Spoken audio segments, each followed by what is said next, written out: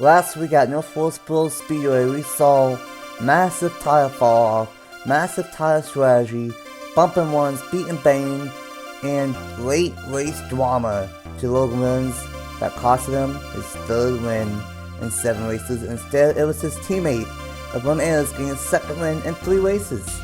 And today, we are at our second Superspeedway in 8 races to kick off the season, and this is the final one for the rest of the year. It is race 8 of the season. After today, we'll be halfway through the season 3 regular season, and we are halfway until the chase. It is the Celsius 300 at Talladega Superspeedway for season 3 of the Krispy Kreme National Series.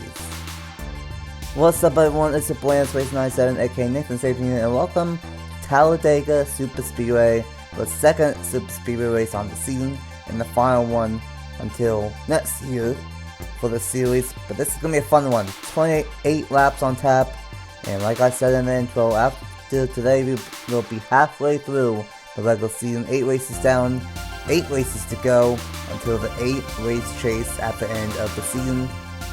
And boy, has it been a very competitive season, minus Logan Williams, but this race can be anyone's race, and we'll see if it's kind of like Daytona. And well, it's always shaking up to possibly be like Daytona, because we got the Daytona of Anthony Hernandez on the pole, and he won that one in February.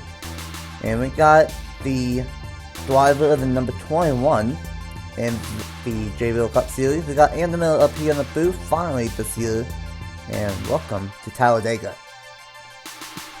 Long overdue being in the booth, and sorry it took this long, but here we are, and I'm excited.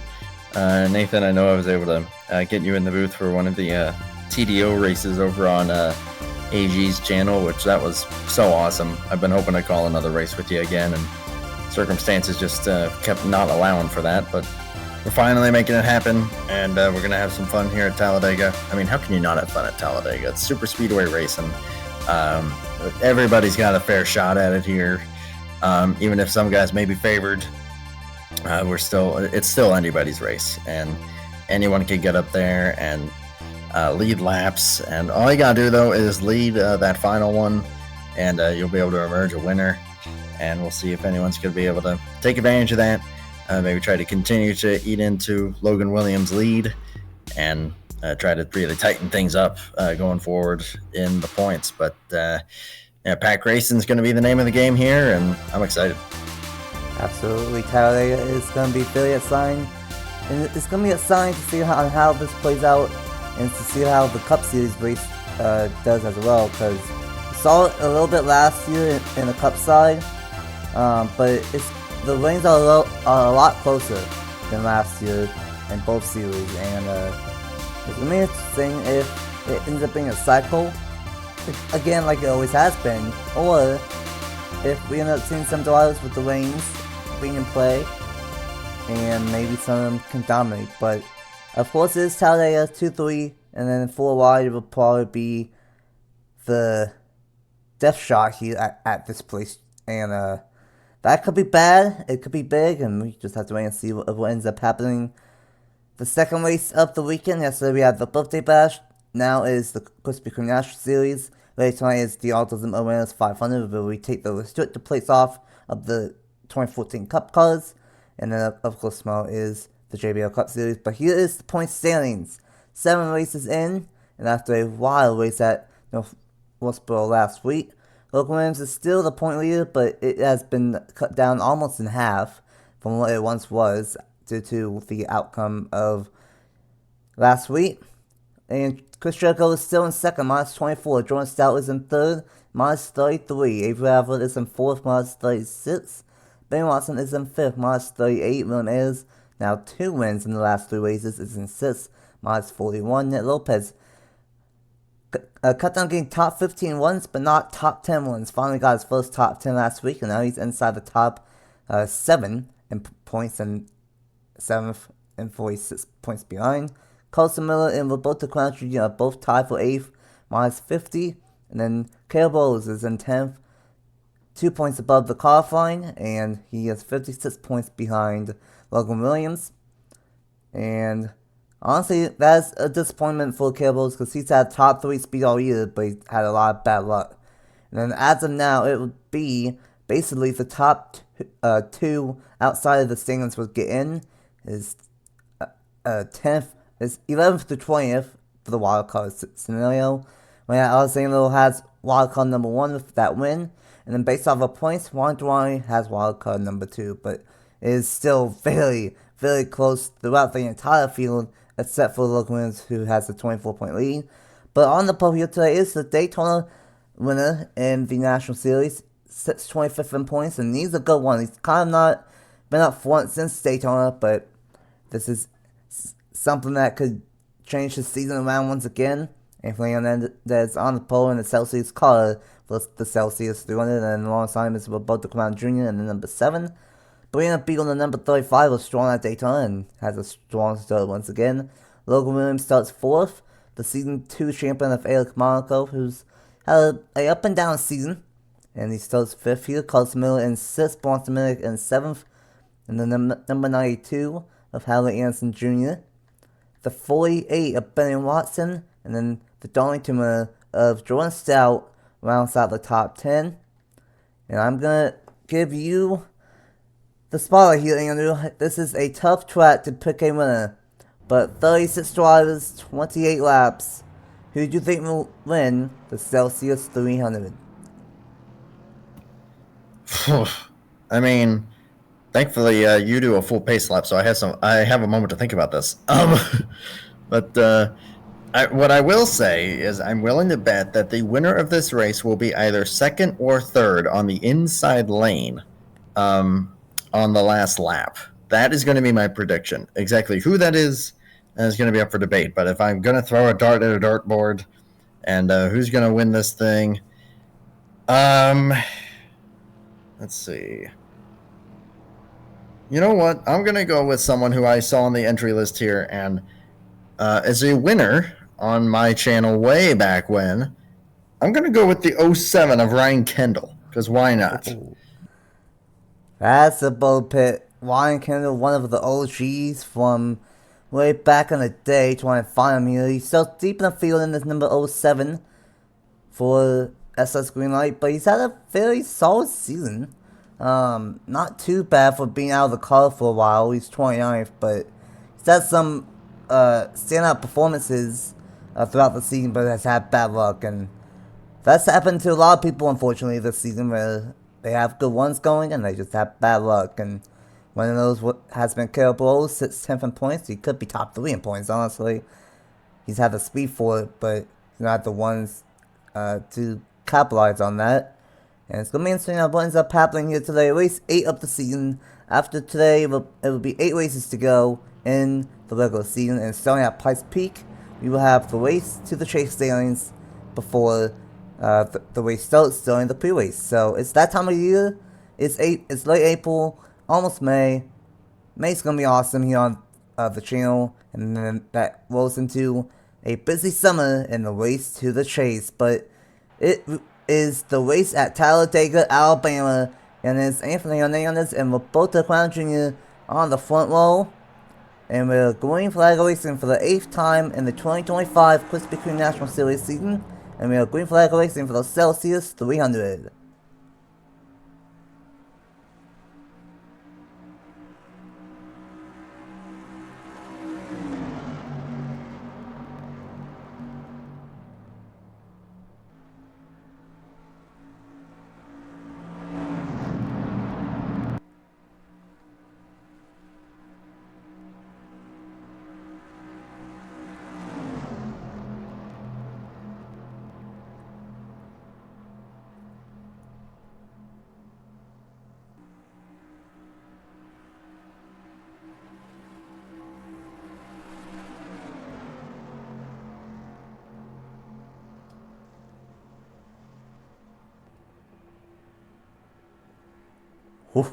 What a block from Beal. Try chopping off the Season 2 champion, but it would be Brand Beal in lap number 1 getting a bonus point towards the championship. But for how long will he lead? As here comes Eric Monaco trying to get some kind of momentum on his side, as it's been a rocky up and down season for him Same with Bronson Medic on the number 18, Carlos Miller. He's had a fairly consistent season here in the National Series, and here we go. Bronson Medic gonna get shuffled down to the bottom, 3 wide, and we're gonna see a lot of this. This is fine. They just have to be careful and watch out for the 4 wide melee here at Talladega. Yeah, that's and the 4 wide is never what you want to see. But right now, Bronson Reed, Bronson Minnick. Wow, I just did that. Oh, speaking of 4 wide, that didn't take long. Hello. There is a gap to set it back down, and I know he's gonna force the issue. Oh boy. There's a gap. You gotta keep it wide here. They gotta keep it wide. Logan Williams cannot force it 4 wide back there. He's gonna get blocked, and there we go. Beal's gonna let Marco back up. We got good Watson to the lead, and I didn't know exactly who you accidentally referenced to, the superstar Bronson Reed, but yeah, that's Bronson Minnick on the 18 who was in the lead. But now it's Benny Watson who's had a very consistent season. Been up there, not really as much as Logan Williams, but he's been quiet. And he sits 5th in the point standings, and he's in the lead. And here is someone that's had terrible luck this season. Sits all the way back on 32nd in the point standings, but he has a good chance to change his season around. And that's Bruno Diacono in the number 81. Yeah, you got 48 up in the lead. Benny Watson, we all know whose driver that is, and it's pretty cool to see. But yeah, there's definitely some cycling going on, at least early on, but now things may be starting to settle down here a little bit. 81's going to try to make the move. We'll see if he's got enough run to keep it to the inside. The 48's going to have the push from the 8. But 81, Bruno Diacono is going to be able to keep it down there. Push from Angel Gutierrez. That's an experienced driver there in that number 98. And Duncan Ward also coming up here on the inside lane. So, yeah, inside's where you want to be. But, of course, the natural line for these cars is going to be that sweeping angle as it would be on any other oval. So that's kind of what propagates the cycle racing at a track like Talladega. So, yeah, it's just a matter of putting yourself in the right place at the right time. And, again, honestly, on the last lap, you'd probably want to be in a position like where the 5 or the 21 is. And that would probably put you in the best chance of winning this thing, especially if you pull a move like that. That was beautiful. That's the pair of Chevy teammates working together in the middle. That's 4 of them in a row on this inside lane. And you mentioned that you really want to be in the right place at the right time here at Talladega. Even with the rain, that it might not be quite where you have to be like 7th or 8th in the inside lane, but you want to be top 3, especially at least top 5. Really on the last lap if you want to have a shot. And California is a driver that I think he had a slow start, but he had a good one at North below, and I think he could really have a good summer and maybe make a race to the chase in both series. And that's Duncan Ward. He got a good driver, he got a good owner in both series and Williams here in the National Series, and Local Dawn, his teammate, and then Koshmore in the Cup Series. They about wet back there, 4 wide, and they are still 4 wide. Eric Markle and Kyle Craven, and they about wet down the back stretch. They might wreck here, and they are! Oh no! Jordan Stout, a huge flip into the catch fence for the Darlington winner. Stout is... Boy, that's ugly there. He's not going to get back on the wheels. Holy cow, that was nasty. Oh my goodness, and then this might got a piece of it. Beal, Jordan Stout is killed, and there goes out Darlington winner from a couple of races ago. And 3rd in points is all torn up after that one. And that's what we were talking about. 2 and 3 wide is fine, but 4 wide is still the norm. And unfortunately, Keegan Thompson has some damage. Same with Eric Monaco. And honestly, I hate to break it to Trevor Williams, but all 3 of his cars might have gone a piece of it for car racing. The 11, the 97 especially, maybe the 16 a little bit. So that's unfortunate. Not as big as I thought. It was still big, but not a lot of cars. But an early caution here at Talladega.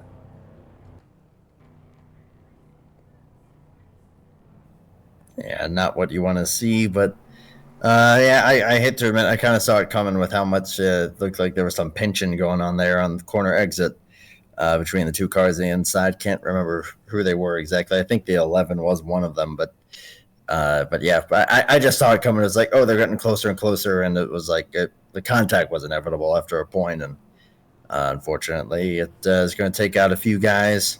But as you said, it was toward the back, and it all went up to the wall, so a lot of guys were also able to get by it on the inside. So not a ton of cars involved, but the cars that were involved went for quite the ride. That's for sure.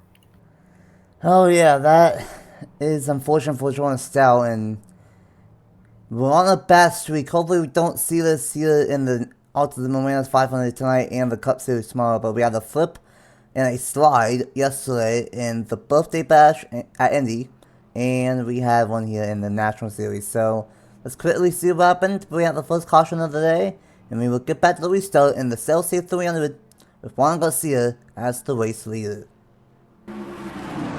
Here we go, this is what brought the first caution of the day, and typical 4 wide, and unfortunately it was the veteran and season 2 champion of Eric Monaco. He made 4 wide through the middle, made a little bit of contact with Kyle Craven, and I saw this in the background while we were focusing on the leaders. They about let down a bat switch.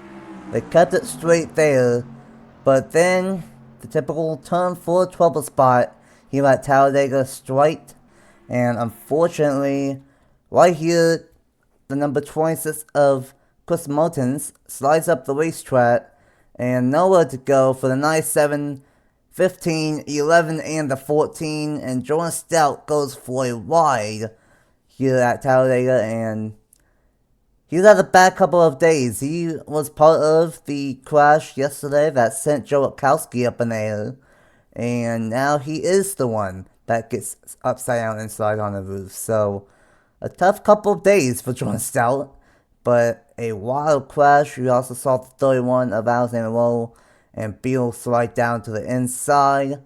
But for Talladega Sanders, even though we had a car flip, that was a fairly minor wreck, and we should have the majority of the field still left once we go back green.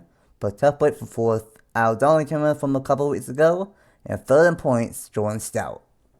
Yeah, we got the 4 wide situation there. A near calamity right there is contact with the 97 and the 15. But it's like I was saying, I saw the 2 cars that got close together, and I falsely thought the 11 was one of them, but nope, it was the 15 and the 26 that end up just squeezing there. And there was actually kind of the 97 that was pushing down, and yeah, all 3 of them were just that was way too close. And ultimately, that's kind of the nature of the contact, is that it'll push you up the hill and into the 11, and the 11 going for one of the wilder rides that you'll ever see, and just grinding that roof down pretty much. So tough break there for the 11 and a few other guys who are probably going to end up being a bit off the pace.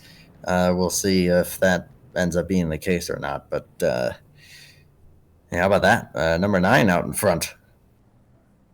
Tied for the all-time wins leader, Juan Garcia, and 3-time champion in the channel history. And yeah, that's a tough way for Jordan Stout. Luckily, this is the final Superspeedway on the season, so they don't need that Superspeedway car anymore, and they don't need that chassis, and they can work on that all the way up to Daytona for next year. But tough play for Jordan Stout, third in the point standings, and tough play for Alexander, who slid down as well. You guys saw a replay of that in the corner, but we are still going to have about 20 laps to go in this one, and we're going to have a lot of cars still in the lead pack. So it's anybody's race for about the 28, 29 cars, and we'll see on who wins race 8 on the season. And for the Celsius 300, let's get back to the restart with Juan Garcia as the race leader. Welcome back to Talladega Superspeedway, and boy, what a crazy flip that was that we just saw with Jordan Stout in the back. And unfortunately, he is, as of now, the only one out. Monaco's going to keep on going. Same with Kyle Craven, Beal, and Hernandez, and Thompson as well. Thompson did not pit, so don't know how badly damaged he's going to really be a factor here in this one. But we will go back with exactly 20 laps to go at the line. And we have one of the 2 draws that are tied for the all-time wins leader. And we got Juan Garcia on the restart, leading us to the green. Ben Watson is the other one, both with 13. And then Gavin Paley is in second. Caleb Rose in third. Zane Davison in the fourth position.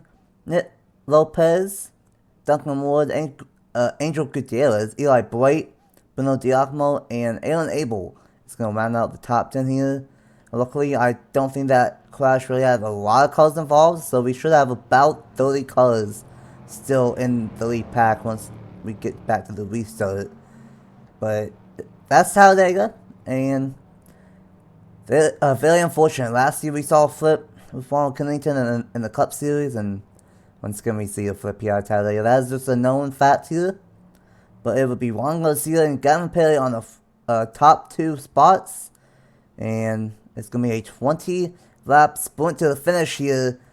And we are back green at Talladega for the Krispy Kreme National Series. Gavin Paley trying to get one on the outside, and he actually might get there on the number 9. He's going to have help from Caleb Rose. You need to make it really work in 1 and 2 before these guys are up to speed. But a great move from Gavin Paley, 20 laps to go. And we'll see how everything shakes out here. It's going to take about a lap for these drivers to get up to speed. And something I will mention in regard to that incident is while we only had one retiree, lap traffic is going to likely become a factor. 20 laps is definitely long enough that they're going to catch those guys. Some of them, I'm sure, are going to be pretty well off the pace. Obviously, that'll manifest as this run goes on. But, yeah, I think that lap traffic could end up playing a part in who will have a shot at the win at the end of this thing and who may end up being in a bit of trouble as a result. So we'll see how that plays into it. But impressive that the 21 is holding on to this top side thus far, but now no help. And that's going to give advantage to the channel legend Juan Garcia. Absolutely. Juan Garcia is definitely the legend on the channel. Should have been wasn't just won 3 in a row in the Red Lion Cup Series, but he doesn't have 3 championships. Juan Garcia has 3 championships and 13 race wins. Angel Gutierrez to the race lead. Bruno Diacomo back 1. Look at this. We have 3 JGR Toyotas all on this inside lane. Diacomo, Minnick, and Kenneth Miller all on this inside lane. And I'm impressed with how many cars are still in this lead pack.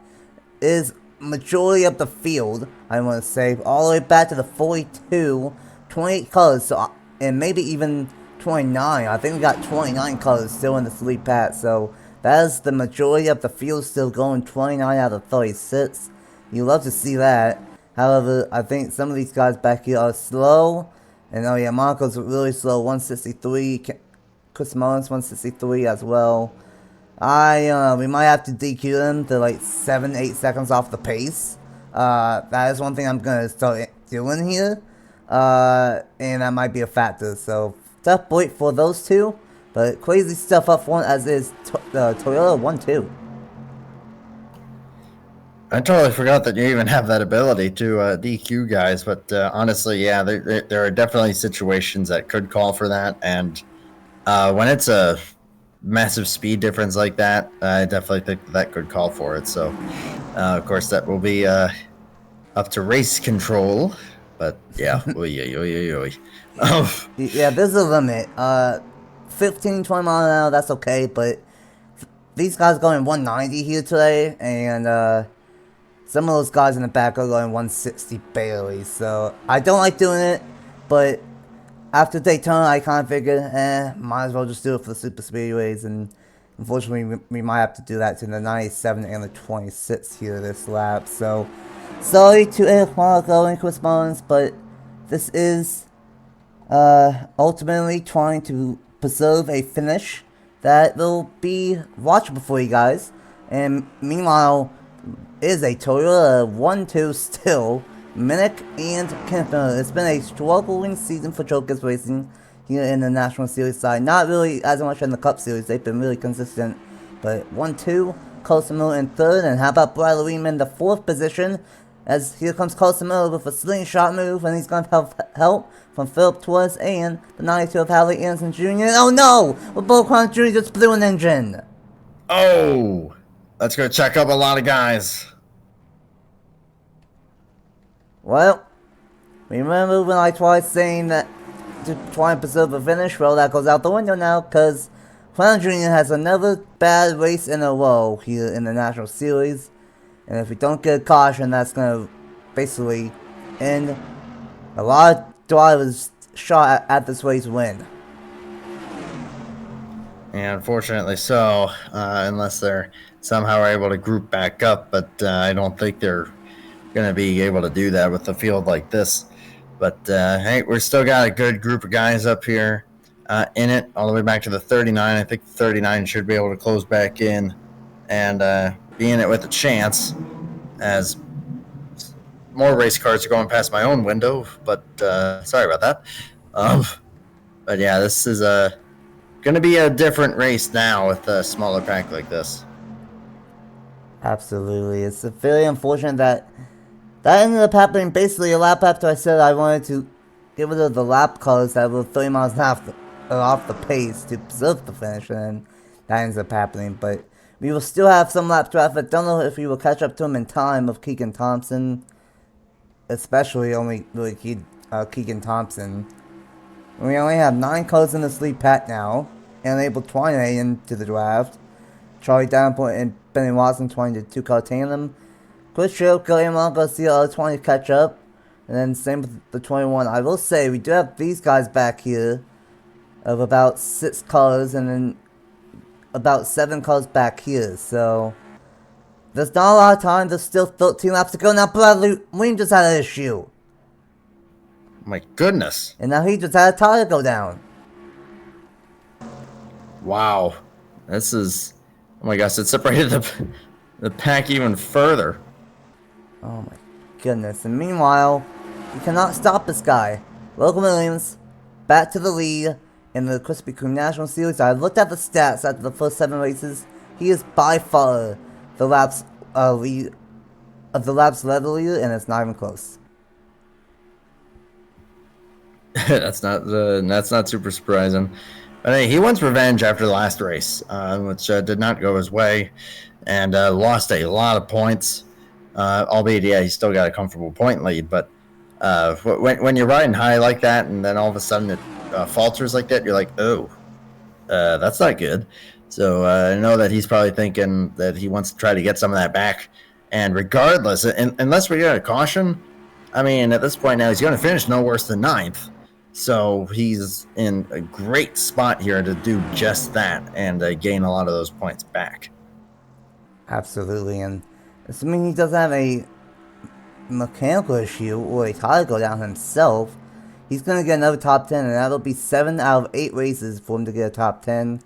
And the bright side for him is that all of his points competitors, like Benny Watson, Juan Garcia is back here, Chris Sherrill goes back here, and then, of course, Avery Alford is a little bit further out. You know, Avery Alford is up there in this league pack, so he has a shot to maybe gain some more points. But honestly, I think it's going to come down to these top 9, unless we get a caution. And I think the big wild card will be Keegan Thompson. I don't think anyone else is really off the pace significantly besides Keegan Thompson. And yeah, that 7 pack is losing the leaders now, especially with what Logan Williams is doing. And we have single filed out here at Talladega with Logan Williams in the race lead. But how about the 92 of Harley Anderson Jr., Kenneth Miller, Aaron Abel, Avery Alford, Bronson Minute, Carson Miller, a lot of Millers, and then Ron and Dwayne. No relation.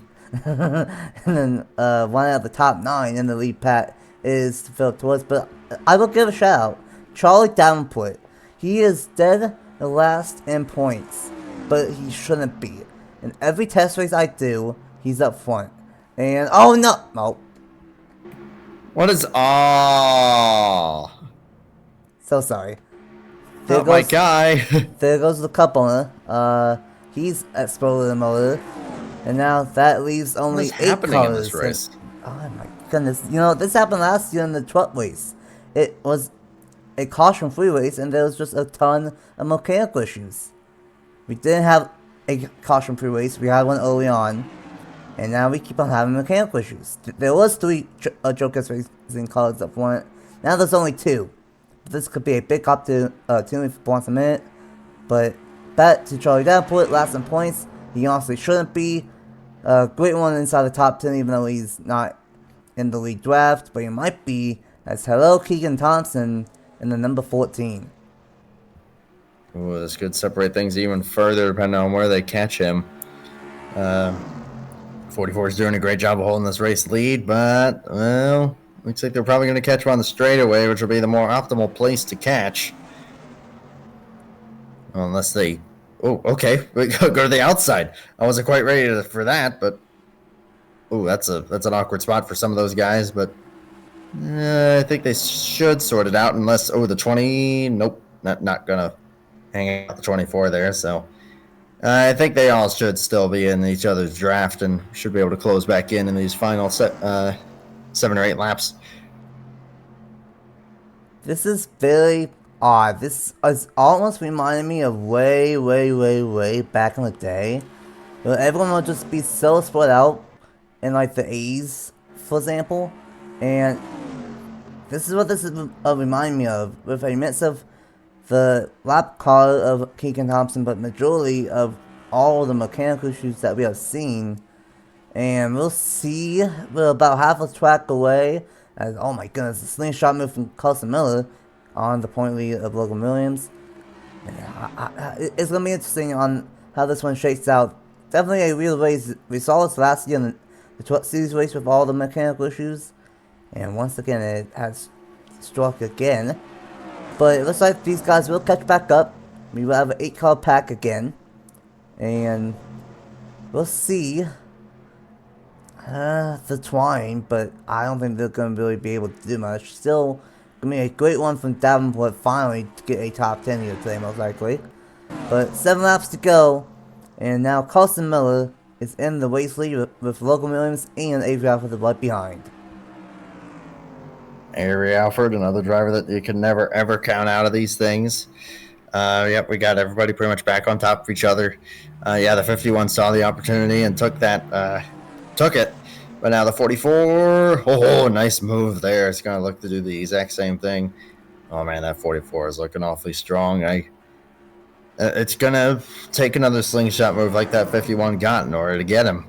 And it looks like they've had a harder time doing that to him than anyone else. So, I don't know, that 44, he's the point leader for a reason. And his raw speed is definitely showing tonight at Talladega.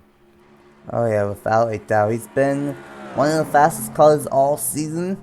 He got 2 wins early on, and I think he went on a stretch where he got first and second 3 races in a row. So, he definitely has the speed. He's had a little bit of a drop off, but boy, he's definitely showing that speed. And Matthew Hubert has figured something out in the ownership side of things, not only in my series, but in Travis' series. Of course, Ben Watson won 3 in a row.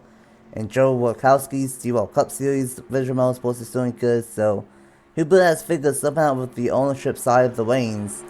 But the bad thing for him is 1 versus 7, basically, as everyone else is not really going to be trying to look with that 44. But look at the gap. He has a multi-car length lead at Talladega now. With 5 laps to go, this is not over. We're still at the point where if we get a caution somehow, we can go back green. The point of no return would be 3 laps to go. So they have a couple of laps to get a caution and to go back green. But how about Philip Torres?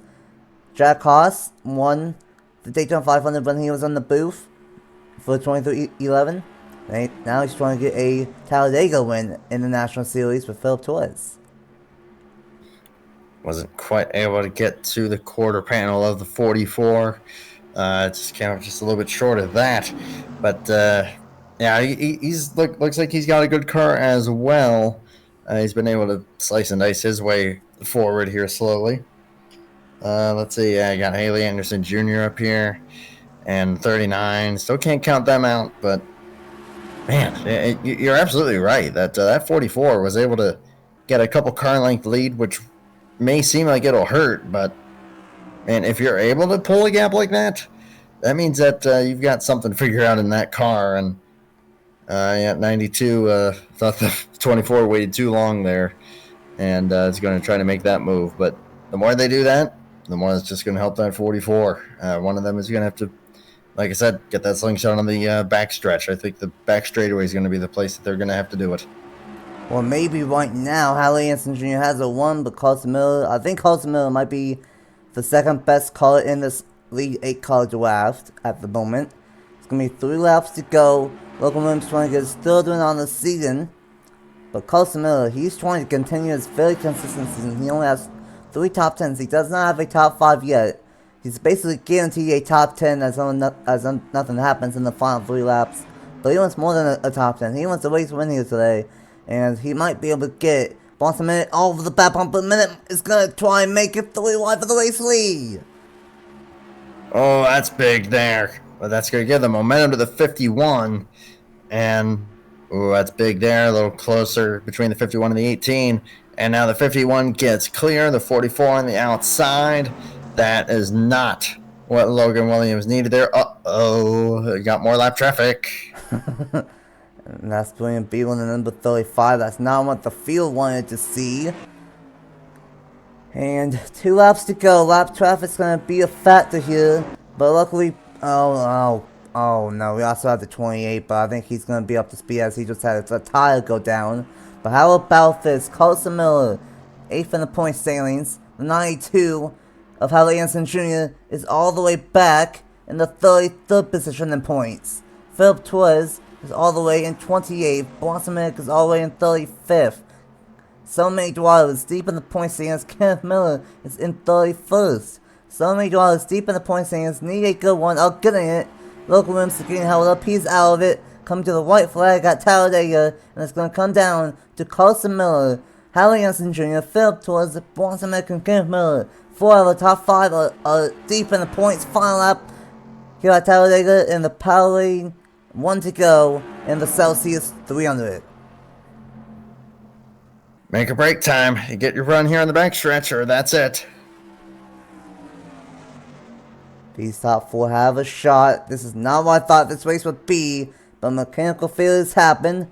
Halley Hansen Jr. is going to wait on it. Oh, but here comes Philip Torres. Torres is going to make the move instead. It's not going to help him. It might come down to Carson Miller and Philip Torres, but I don't think so. I think it's going to be all Carson Miller here. Torres has a 1. Miller is out front. And we're not going to catch up to Brad Lehman in a fairly weird race, but it's going to be one of the drivers who's been really consistent all season. Getting his first win of the year. Carson Miller will win the Celsius 300. Huge points boost there. And also, hey, a Miller to victory lane. Yeah, but the amount of times we said Miller here today. Anna Miller's in the booth, Carson Miller, and then Kenneth Miller all on the racetrack. But Carson Miller, he's been strong. 3 top 10, that is his 4th. And he was all the way 8th in the point standings. And that's going to boost him up even more. Still great ones from a lot of these drivers that needed it. Like Philip Torres, Boston Minnick, Kenneth Miller, Halley Hansen Jr., and Abel needed a bounce back. He's had a up and down season. And then some of these guys back here. Bruno Diacmo with a top 10. Felicity Mendoza with a good one. And then the 9-1, the Charlie Downpour is not a top 10, but that might be his best finish all season with a top 15 one. And finally some momentum possibly for Charlie Downpour for being last in points. But Carson Miller, in a very unique race, gets the win. And wins the Celsius 300, and Chevrolet is going to win both Daytona and Talladega races for this season. And that was an interesting one. Before all the mechanical issues, we did have 29 cars on the lead pack, and that's just what happens. This track's fairly notorious for the mechanical issues for some odd reason, and unfortunately that happened multiple times and split up the pack from 29 down to 8. But it's very fascinating, and until we had mechanical issues, it was a very competitive race. But Carson Miller with the win, and then Jordan Stout was out with the crash. Christmas and Eric Marco were also involved in the crash and got DQ'd, and then it was a piston for Giovanni, piston for Jr., a header for Giovanni, and then Bradley had a tire go down, and he finished 2 laps down, and Beal and Thompson also 1 lap down. Oh boy, well, that was an interesting one. Definitely not what I was expecting. A flip, mechanical issues, and a full car breakaway at the end, but what was the final thoughts after that one? Yeah, definitely a little bit unexpected, but at the same time, that's the chaos of Talladega, and you're going to get it. The fact that we only had the 1 caution was definitely it's actually pretty impressive. However, yeah, multiple mechanical failures, two blown engines, 1 tire, and very splintered field after that first engine failure from the 7. So that definitely it always manages to change the complexity of a race whenever they get splintered out like that, and it's just a matter of who can get the run at the right time. And while Logan Williams wasn't quite able to get the win here, it's still going to be 7th place, so still a very solid run there for that 44, and looking strong up there in the points. But congrats to Carson Miller on that one. Very well timed, and just had plenty go his way, and it all worked out well. But thank you, Nathan, once again for having me up here. It's been too long, and looking forward to seeing what the 21 can do, and hoping to be up here with you many, many more times. Absolutely, it's going to be a great rest of the season. We're only not even a third of the way, actually we are a third of the way officially throughout the season here, and we're just getting started. We are only in April, and a great win from Customer here today. Definitely one of the more consistent drivers this season, and he could be a chase contender by the end of July, I believe, or June or something. I don't know exactly. But definitely throughout the summer he will be a chase contender. Great ones from a lot of drivers that needed it, and of course later on tonight will be the 2025 Autos and Moranos 500, the craziest race on the channel. And that one is going to be nothing like what we saw today. Equal lanes, the switcher brakes are taken off, and that one's going to be wild. And then of course tomorrow, good luck to you, Andrew, and Lord number 21 for Dwani and Lipos and the FedEx 500. And next time out will be 2 weeks for the Krispy Kreme National Series, and that will be at Pikes Peak International for the 2nd standalone race. And then next week will be the Knoxville race for the Cup Series in Kansas.